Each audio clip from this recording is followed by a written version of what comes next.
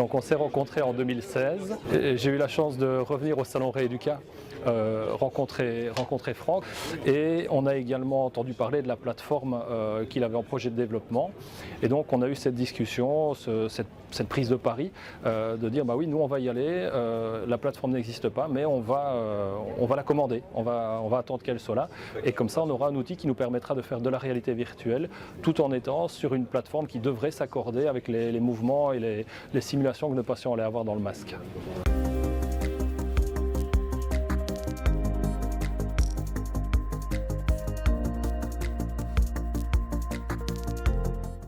Donc la plateforme n'existait pas.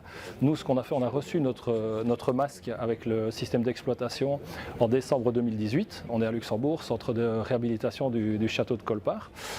Donc notre matériel nous a permis de commencer à travailler avec nos patients sans avoir la plateforme. Puis par la suite, on a reçu au mois de juin la plateforme. Le but, c'était justement de pouvoir tester les logiciels et la plateforme et de découvrir ce qu'on allait pouvoir faire avec elle, puisqu'on n'avait personne à qui se raccrocher.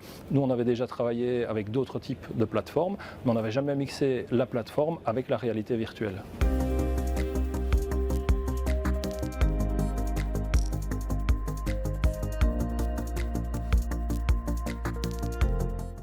Donc à l'hôpital, on fonctionne tout d'abord avec des médecins en médecine physique. Donc les MPR travaillent avec les kinés, les ergos, les psys, et les différents métiers sont appliqués dans l'utilisation du système au sein de l'hôpital.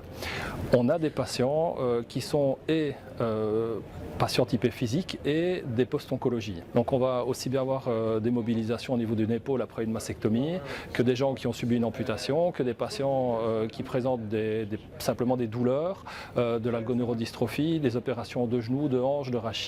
On va avoir vraiment une population très éclectique au sein du centre. Mais l'idée qu'on a décidé de mettre en place, c'est d'approcher le patient, de lui expliquer l'intérêt de lutter contre la douleur à travers le fait d'utiliser le masque et de le faire devenir un avatar, donc le sortir de sa réalité. Progressivement, on va évoluer vers un accompagnement sur la plateforme avec des petites mobilisations tête-épaule, et puis on va intégrer tout le corps en mettant des stimulations qui sont de plus en plus importantes, surtout par rapport aux problèmes d'équilibre. Dans notre patientèle, on a énormément de gens dont le but est de reprendre l'équilibre, la marche, la déambulation, le retour à domicile, et le but c'est qu'au congé, ils soient autonomes.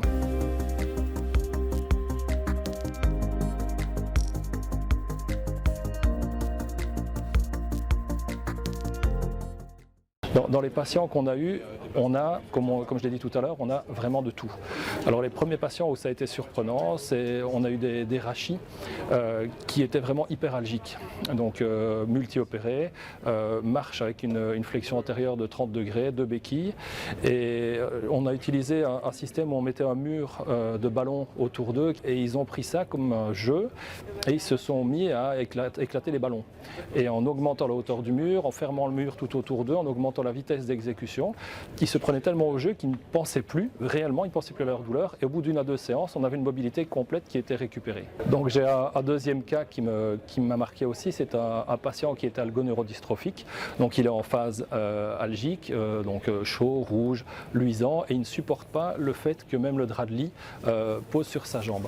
Donc impossible de le mobiliser, impossible de faire quoi que ce soit, et on a pris le pari de le mettre dans le script de la plage. Donc il est allongé, il voit ses pieds devant lui, il est à la plage, et on a intégré le contrôleur en l'allumant, il le voit apparaître dans l'image qu'il voit dans le masque. Donc au départ, le système n'est pas prévu pour ça. Et en mettant un contact manuel sur sa main au même endroit que le contrôleur se pose, c'est plus lui qu'on touche, c'est l'avatar qui est dans l'image, et ça ne lui a posé aucun problème. Donc dès la première intervention, il a accepté qu'on le touche, il a accepté qu'on passe la main sur le pied, sur les orteils, pour après se retrouver à répondre à une question, mais qu'est-ce que vous ressentez? C'est comment? Et sa première réponse, ça a été, c'est agréable. Alors là, on était à deux à côté, on s'est demandé un petit peu ce qui se passait. On a enlevé le masque et on a continué à toucher la jambe sans le masque. Et il nous a permis de continuer simplement ce contact qui était totalement inimaginable encore 20 minutes auparavant. Et peut-être un troisième cas, c'est une capsulite rétractile. Et également, je ne sais pas par quel moyen, donc nous on est cliniciens, on n'est pas chercheurs, mais c'est une dame qui ne dépassait pas 80-90 degrés d'abduction. Et également dans le jeu où il faut aller essayer d'attraper des insectes, elle a été capable de passer à des hauteurs de 130-140 degrés du côté lésé.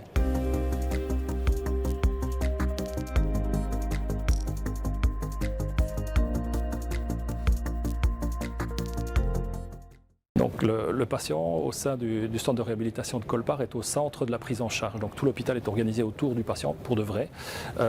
Et l'avantage, c'est qu'on peut faire énormément de choses sur site avec un seul outil qui est finalement un peu un couteau suisse pour nous, qui remplace beaucoup d'investissements qui auraient été lourds s'il avait fallu récupérer tous les systèmes qui existent par rapport aux différents bilans que celui-ci nous permet de faire. Et il est clair qu'il y a un positionnement qui a été pris au sein de l'innovation par notre direction. Et on le rencontre pleinement en utilisant le mélange de réalité virtuelle et de plateforme dynamique.